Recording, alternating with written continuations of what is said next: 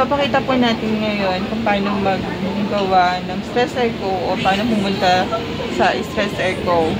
So, first, isahan natin yung patient name or mag-i-input kayo ng new details ni patient. So, same goes, normal lang po yung kung ano mga kailangan yung ilagay. So, first is, select nyo po yung probe na gagamitin nyo. Gagamit tayo ng adult heart number 2. Ayan. And then, first is, ikakabit nyo na yung mga need niyo ng ECG ni treadmill, ikakabit nyo na po sa chest ni patient. Maglaan po kayo ng space kung saan nyo ilalapat yung probe during the scanning po. And then, after nyan makabit nyo na, press stress echo. Yan. So, ngayon po, yung nakasign po dyan na stages na protocol is debut na stress echo po. Yan. So, paano tayo napunta dito? Paano tayo napunta dyan? So, exit, protocol po, and then, ito po, number 4. So, pag magde-debut kayo, may mga dose kayo na i-input sa patient na stress echo, pwede po kayong mamili dyan. Exercise ng stress echo, papatakbuhin sa treadmill, treadmill itself, bicycle, high dose, low dose, arbutamol, and diprodamol. So, DSE po tayo. 4 na stage po. Base, debut na low, peak, and recovery po. So, sa base po, may 4 po tayo na views. So, same goes with the D, low, peak, and reco. 4 po yung views niyan. So, the plaque, stocks, 4 chamber, and 2 chamber po. So, ngayon po, mag-i-scan tayo. So, scan tayo ng base lang. Ayan. So, paano siya i-store? So, kunyari po, okay na po ako sa images ko na yan. Ayan. So, store. Press store. So, meron po tayong 4 na images na pagpipilian pagdating po sa base na plaques. So, paano po mamili? Update, update, update, update. Nakikita nyo itong kulay blue na to, na box. Ibig sabihin, yan yung sinelect nyo na images. So, sample natin, second picture ni plaques ng base. So, enter lang po. Ito po, meron po tayong instruction dito. Enter lang. Ito po. Ayan. So, enter. Na-checkbox na po. Ibig sabihin, nakapili na po tayo ng image natin. So, next po is yung socks. Sample po. Oh, ayan po.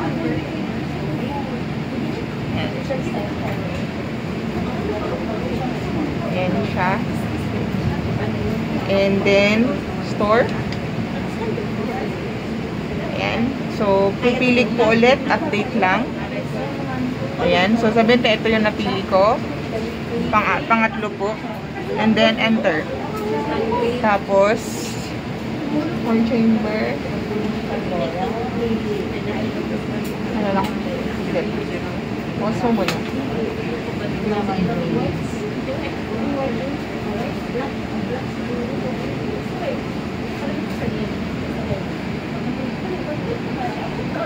So, ayan. Store. Ayan. And then, pili ka po ulit. Update. Update. And then, store. Tapos, to chamber po. Ayan. Store. Tapos, pag okay na po yan, pili ka po ulit. Update. Update. Or, pwede po itong 1. Ayan. Tapos, store. Ayan. So, ngayon po, nakikita nyo yung mga pinili nyo per views. Ayan. Sa base, plaques, base na socks, base na 4 chamber, base na 2 chamber. So, ngayon po, nasa debut low dose na po tayo. Next po is, ito po. press enter to go to the next stage. So, enter lang po. Ayan. So, nandito na po tayo. Ayan. So, ayan po. Again po, kung maglalagay na po kayong ng dose sa patients, ayan po. Pwede na po kayong mag-start dyan. So, first is, ayan, sample lang po ulit. Then, store. And then, store.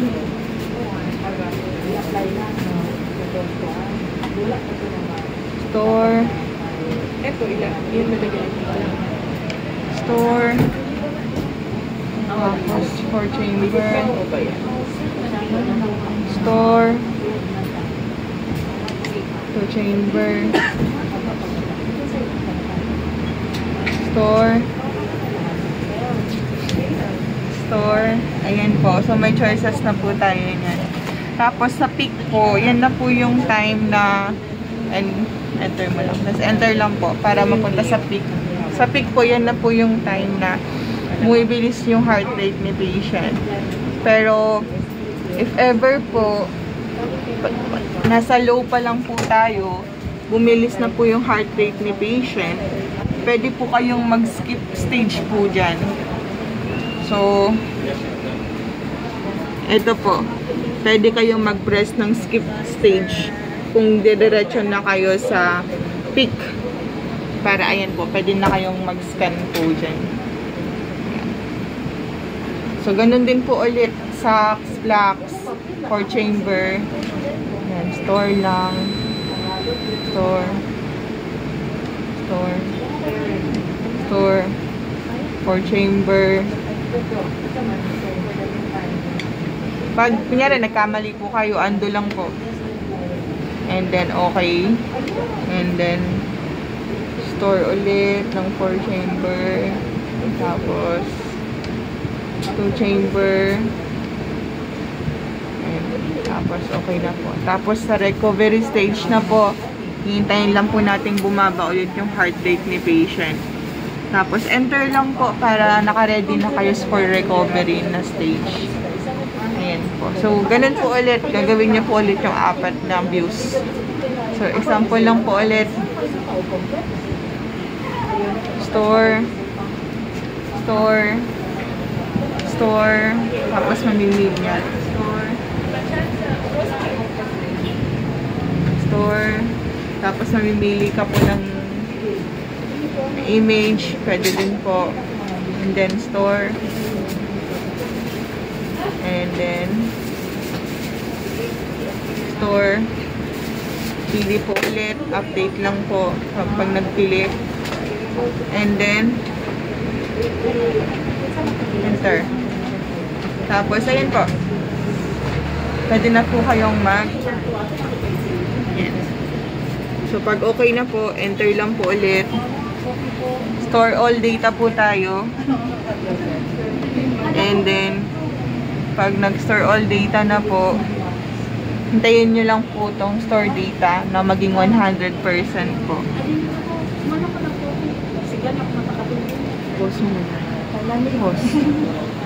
Pag nag 100% po, ito na po yung makikita natin.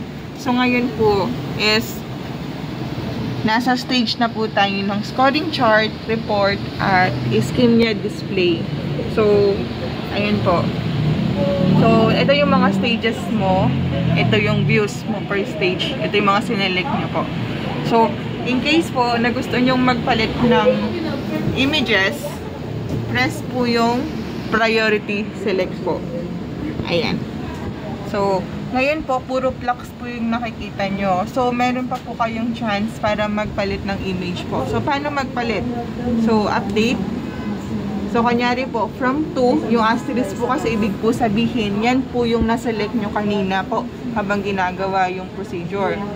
So, ngayon po, papalitan nyo po siya, gagawin nyo po siyang pang-4 na image. So, ayan po, enter nyo lang po. Enter lang. Ayan. Tapos, balik po kayo dito sa flux na debut. Priority select. Ganun lang po ulit. Ayan, update. or yung trackball yung gamitin ninyo, panglipat ng image. Ayan, sabihin natin ito. Kasi ito yung unang napili. Punta tayo sa una, number 1. So, enter lang po ulit. Nagbago na po siya.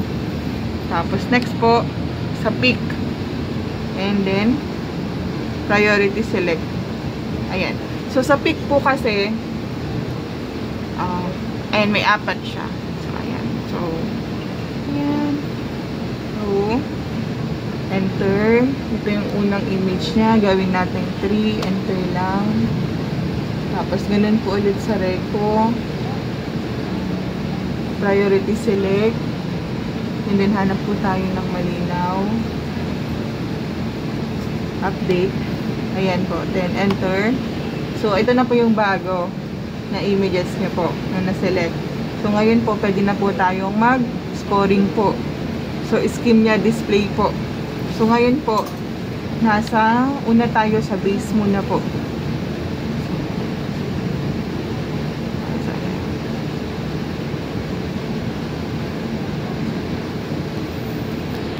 Tayo, puro blocks yan ng buong stage. So, same goes yung picture. Blocks.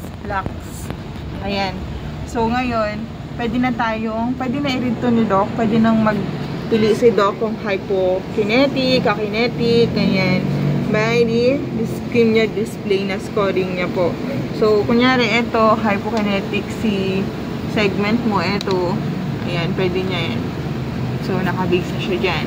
Tapos, kung normal po ito, ayan. Tapos, kung ito po is hindi normal, ayan po. Tapos, lagyan natin, ito unable to score kasi malabo. Ayan po. Tapos, pwede po kayong lumipat ng ibang stage. So, update lang po. Ayan. Nasa pick na po tayo. Ayan. Socks na. Ayan siya. So, iba na po yung ano po natin, view natin. So, ganun po ulit yung hanggang makulayan nyo po yung buong part na yan. So, sample lang po ulit. Ayan. Ayan. So, ito. Ayan. So, ganun lang siya. Then, update lang. Ayan. Pwede yan per stages na mag-update ka para mag-scoring ka. Ayan. Ito, 4 chamber na tayo. Ayan. 4 chamber na yan. Ganun po ulit sa 4 chamber. 4 chamber. Tapos hanggang 2 chamber po. Ayan. So, ayun. Tapusin nyo lang yan. Ito, per stages po kasi yung scoring. So, ayan po, nagbabago siya. Peak. Ayan. Update lang po para lumipat. So, para makita nyo po yung report, press nyo lang po yung report. Ito, makikita nyo na po siya dyan. Tapos, meron pa po tayong isang scoring chart. Ito po. Ito po.